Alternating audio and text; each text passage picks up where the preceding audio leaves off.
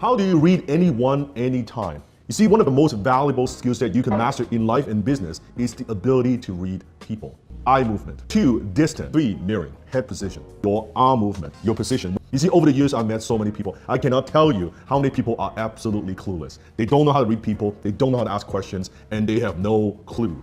You see, as a global educator, as a businessman, I have to have the ability to read people just because I meet so many people every single day. I've met thousands and thousands and thousands of people face to face. And today I also have my executive director, Desmond Soon, joining me because I think Desmond's such a super connector. He is also very good at reading people. Very often he would go out there and he would actually do a lot of the meeting on my behalf. So Desmond, maybe also give our audience a little bit about your background, because he's got a fascinating background, by the way. I'm honored, thank you very much. Seafood Danlock, right? You know me, I call him Seafood Danlock. And really, behind the scenes, I'm known as sort of the happy Hogan. I'd like to be Pepper Potts, but that role goes to Jenny, and I'm not as beautiful as Pepper Potts, so that goes to Jenny. One of my first mentors told me how to slow down, how to articulate my words, and then from doing that, I started to associate and mingle with some of the most wealthy, the richest people in Vancouver, the billionaires, the millionaires, and it forced me to speak to them on their level. Yes. Though they are higher, but they accept you into their inner circle when they can feel that you have the etiquette or the right vernacular to speak with them.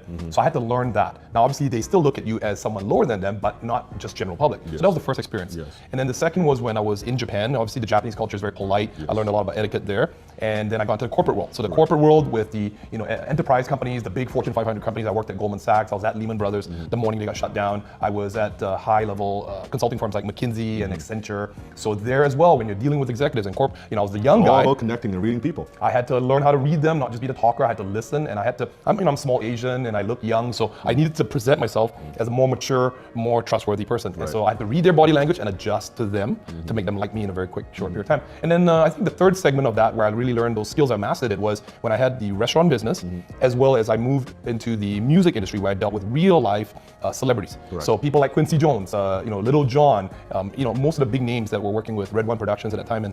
But during that process, I think what I learned was my skill set, if that's what you're interested in learning, is learning how to read people, like Dan has talked about here, and adjusting yourself, similar to the concepts taught in maybe Dale Carnegie's book, How to Influence and Influence People. And today what we're going to do is we're going to teach you some of the fundamentals on how to read people that will help you in business or in all areas of your life. Well, first let's define reading people. What does that mean? To me, it's very, very simple. It's by observing people, sometimes from a distance, and knowing something about them, getting a feeling without them telling you. Yes. That's it. It's very, very simple. The way they talk, the way they walk, right? The way they stand. But why is that important?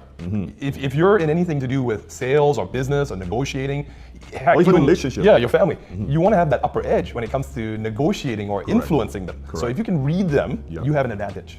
The first thing, eye movement.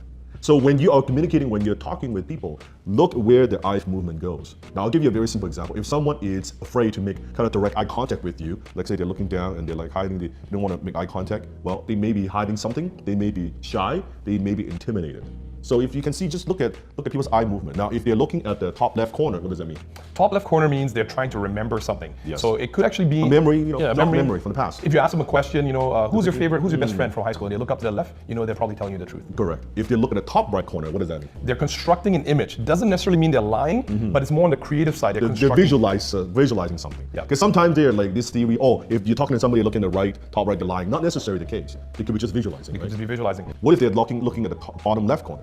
Bottom left is having an internal dialogue. Means that when you could be disagreeing with the person. Your beliefs might be different from what you're hearing, and you're kind of conflicted. I'm being very overly simplistic here. There's lots of books out there and things you can read on it, but for now, this will give you the general understanding. So if someone's giving you, you're giving them a piece of advice. Yes. They're looking kind of like this. Chances are they're kind of disagreeing. You're challenging the existing belief. They're thinking about it. You can see they're like that, right? That's what happened. What about bottom right corner? Feelings. Feelings. Definitely feelings. So especially if you're talking to the opposite sex, and for men, if you're speaking with women, emotions. You want to be watching for that, because if they're looking down to the bottom right, they're definitely digging into some deep feelings. So the difference between internal dialogue and feelings. Internal dialogue, feelings. That's right. So that's eye movement. Number 2, distance. When you're communicating with somebody, if they're like far away, it means they're probably they're not listening, they're not interested in what you have to say. But if they are getting closer and closer as you're talking to them, it means they're responding positively to what you have to say, right? Yes. What's the research says? So remember this number, write this down. 7, 38, and 55. Correct. Right, so 7% accounts for the words we actually use. What you say, the words that you use. 38% accounts for the tonality and how you say it. And then the last 55, the majority of it is actually the physical, Non-verbal communication. the non-verbal. Keep that in mind. So with 55%, the majority of body language coming from the non-verbal gestures, you have to be very cognizant of that when you are communicating with people in a one-to-one, or even sometimes on a video screen if you're on a teleconference. You want to make sure that the physical gestures you're using, like you can see my hand movements, or in a physical setting, me touching Dan, my knee touching his knee, or maybe he's pulling away from me. Those are very, very important to give you clues and cues how to adjust and match them. But Dan, you also talk about when someone mirrors your body gestures, right? That's number 3, mirroring. Yes. So when you're talking with someone and if you can see that they're trying to mirror your body language, example like this, right?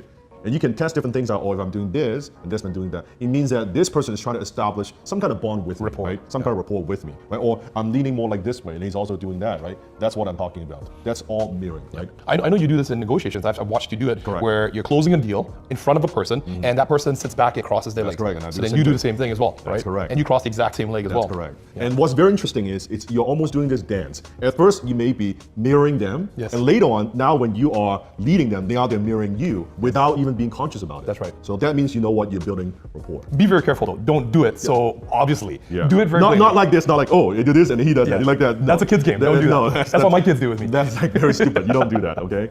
Number 4, head position.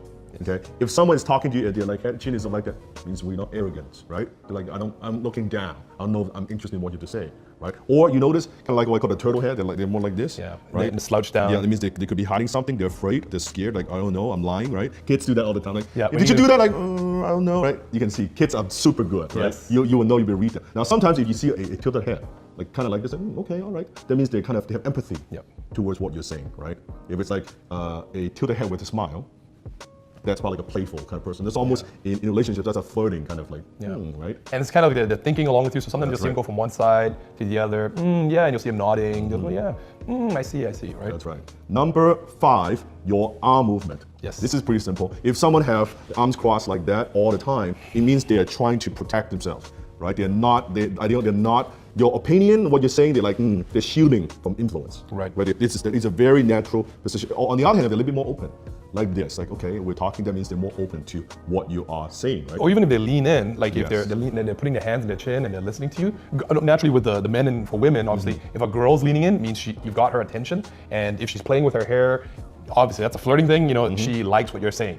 She's interested in what you're saying. So. And if you can see people sometimes when you're talking, they're playing with their hands too much. Like this actually means, oh, I like this. Yes. This is especially my right hand. One of the body gestures, I know this goes different from the arms, but it's the legs. If someone's nervous,